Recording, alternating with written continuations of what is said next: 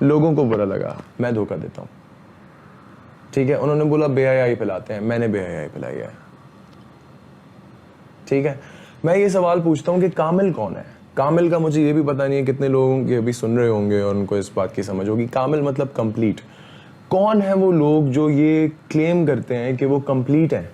ٹھیک ہے, توبہ کرو, معافی مانگو, لیکن اس میں انہوں نے جھوٹ کیا بولا مجھے یہ نہیں سمجھ آ رہا. اور مجھے سمجھ نہیں آ رہا کہ لوگ یہ بات ان کو اتنی بری کیوں لگ رہی ہے. ڈاکٹر اسرار احمد نے یہ بات آج سے 15 سال پہلے کر دی تھی.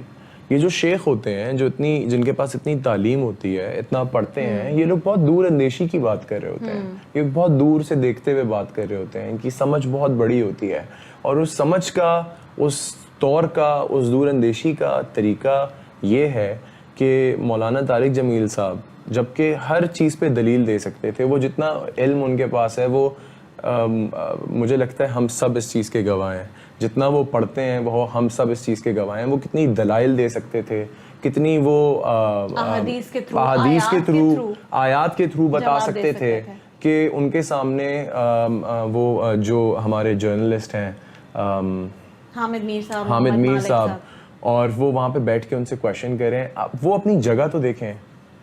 حضرت علی کا کال ہے if you don't know anything do not speak. تو میں بولتا ہوں حامد میر کی جگہ تھی بات کرنے کی. حامد میر کون ہے؟ ان کے پاس کیا علم ہے کہ وہ مولانا طارق جمیل صاحب سے سوال کر سکتے ہیں؟ اور ان کی اتنی حیثیت ہے کہ وہ یہ بات اس کے بعد اپنے انٹرویو میں نے ان کی کلپ دیکھی کہ وہ بولتے ہیں کہ وہ جو ان کے پاس ایک پرائڈ تھی ان کی اس بات میں کہ جی میں نے معافی منگوا لی, انہوں نے مجھ سے معافی مانگی. اور سارے مولانا صاحب پرسنلی, آئی نو ہم پرسنلی, تو آپ بتائیں انہوں نے کیوں معافی مانگی؟ انہوں نے تو اپنے اور بڑے ہونے کا ثبوت دے دیا نا. انہوں نے تو اپنے ایمان کا ثبوت دے دیا. جو ایماندار ہے وہ بحث نہیں کرے گا کم عقل سے. یہ حکم ہے اللہ تعالیٰ کی طرف سے. I do not care. I really do not care because ان کے علم کو آپ کیسے کویشچن کر سکتے ہیں؟ آپ ان کی سمجھ کو 40 دن ہم لوگ 30 دن کے روزے رکھتے ہیں تو اپنے آپ کو پاک سمجھنا شروع ہو جاتے ہیں یار. ایگزیکٹلی 30 دن آپ تراویح پڑھ لیتے ہیں تو آپ اپنے آپ کو سمجھنا شروع ہو جاتے ہیں کہ میں بھول گیا یار. تو 40 سال کی ان کا صرف وہ علم, وہ تعلیم حاصل کرنا, اس کے بعد اس تعلیم کو دینا, اس تعلیم کو دینے سے وہ اوپر سے ان کو کتنا ملتا ہوگا. مولانا طارق جمیل صاحب بہت بڑے ہیں یار. انہوں نے اس طرح مطلب وہ گئے اور انہوں نے معافی مانگ لی جبکہ وہ ان کو پتا ہوگا کہ وہ کس بارے میں بات کر رہے تھے. مجھ سے ایسا ہوتا تو شاید میں نہ مانگتا. میں بولتا یار I know I am responsible for what I say, not for what anyone understands. میں اس بات کا ریسپانسبل ہوں جو میں کہہ رہا ہوں. آپ کی ایمان کا دار و مدار نیت پہ ہے. تو مجھے کسی کو تھوڑی جسٹیفائی کرنا ہے کہ یار میں نے یہ بول دیا اور حامد میر کل کھڑا ہو جائے مجھ سے معافی مانگو. دفعہ ہو یار. why should I apologize to you? کس کی عدالت لگنی ہے؟ اللہ تعالیٰ کی. I'll say sorry to Allah. ہمارا باپ گھر پہ, میرے فادر مجھے کوئی بات ڈانٹ کے کہہ دیں گے یا مجھے کسی بات پہ تھپڑ مار دیں گے تو میں ان کو بولوں گا کہ آپ مجھ سے معافی مانگیں یا میں ان سے سوال کر سکتا ہوں. shame. Hamid Mir should be ashamed of what he has done and he thought that he was doing it for the right. I really think, and all those people who are questioning, I think they have no knowledge whatsoever. Doctor فضا, میرا جو ذاتی خیال ہے وہ آدمی بڑا اس لیے ہو گیا ہے کہ اس نے شاید ملکی حالات کو سامنے رکھا, ورنہ انہوں نے جو بات کہی تھی کیا بات کی, کہیں جھوٹ اور غلطی کہاں, وہ بالکل سچ کہہ رہے تھے. جس قدر جھوٹ بولا جاتا ہے ان چینلز کے اوپر, یہ خدا کی قسم جھوٹ کی کمائی کھاتے ہیں. اور ہم صبح سے لے کر شام تک یہ جو چند نام نہاد لمبی زبان والے اینکرز کا ٹولہ ہے, ان کی جو ہم بدماشیاں دیکھتے ہیں اور جس طرح یہ تھانے داری نظام کو چلا رہے ہیں, مجھے یوں لگتا ہے خدا نہ خواستہ ہم ان کے ہاتھوں یرغمال ہیں اور ہماری روٹی پانی کے ذمہ دار یہ ہیں.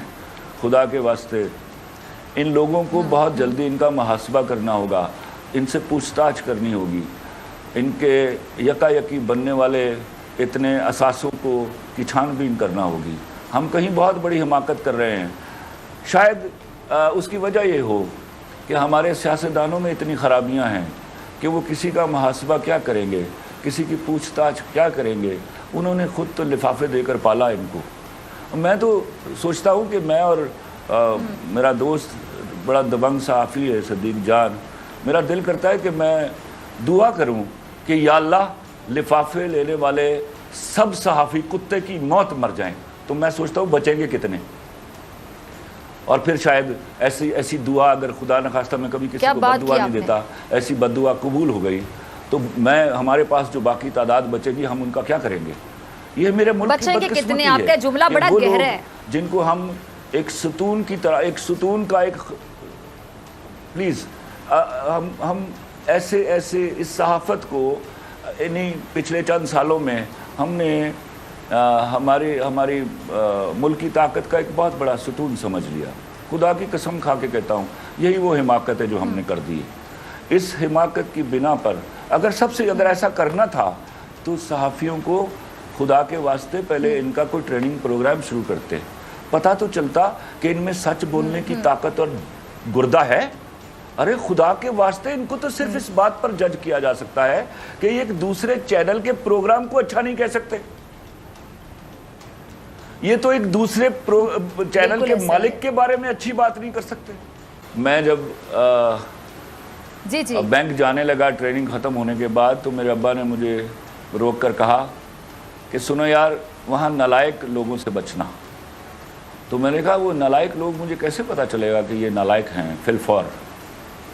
تو وہ مسکرائے اور انہوں نے کہا وہ جو بہت زیادہ بھونک رہے ہوں اور کام کوئی نہ کر رہے ہوں اور کتابیں ساری سامنے رکھی ہوں انہوں نے سمجھنا وہ نالائق لوگ ہیں.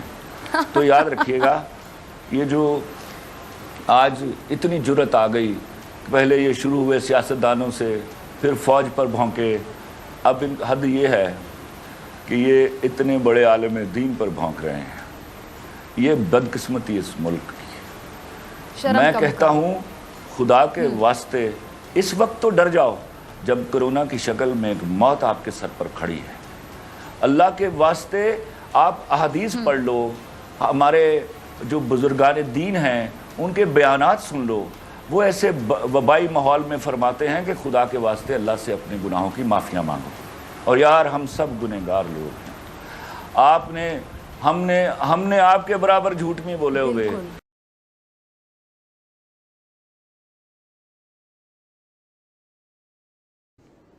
میں آپ سے عرض کرتا ہوں کہ نواز شریف کو بھی بقول حامد میر کے مولانا صاحب ایسے ہی ملتے تھے اور مشرف صاحب کو بھی ایسے ہی ملتے تھے اور ان کے لیے بھی اسی طرح کے کلمات کہتے تھے. اب اگر اسی طرح کے کلمات وہ عمران خان کے لیے کہہ رہے ہیں تو کیا سب کو موت پڑ گئی ہے کہ سب کے سب چیخنا چلانا شروع ہو گئے اونچی اونچی آواز میں؟ یا تو جھوٹ بول رہے ہیں لوگ، یا تو اس دور میں مولانا صاحب کے الفاظ مختلف تھے، مولانا صاحب ان کو اتنا بڑا آدمی نہیں سمجھتے تھے جتنا بڑا عمران خان کو سمجھتے ہیں، یا اس دور میں وہ جو جن حکمرانوں کے لیے مولانا صاحب آواز لگایا کرتے تھے ان حکمرانوں کے شاید ہم لوگ پالتو تھے. ہم حکمرانوں کے وفادار تھے ان کے، اور عمران خان کے ہم وفادار نہیں ہیں.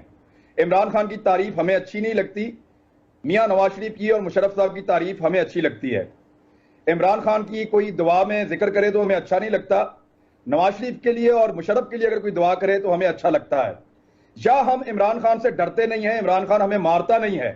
نواز شریف اور مشرف کیونکہ ہمیں مارتے تھے ان سے ہم ڈرتے تھے، اس لیے ہم مولانا صاحب پہ اس وقت تنقید نہیں کرتے تھے. یہ وہی مولانا صاحب ہیں جن کی درجنوں ملاقاتیں میاں نواز شریف صاحب سے ہیں اور ان کے گھر کے اندر ہیں. کبھی عمران خان نے یا عمران خان کی پولیٹیکل پارٹی نے مولانا صاحب کو گالی نہیں دی. لیکن آج عمران خان صاحب سے جب یہ ملاقات کرتے ہیں تو پوری کی پوری پارٹی، بلکہ اس پارٹی سے وابستہ صحافی بہت بڑی تعداد میں اور ان کے مخالفین وہ موقع ہاتھ سے جانے نہیں دیتے، وہ مولانا صاحب کو لتے لیتے ہیں. اور ایون یہ کیا کہ مولانا صاحب کا کیا کرایہ تبلیغی جماعت پر ڈال دیا ابھی.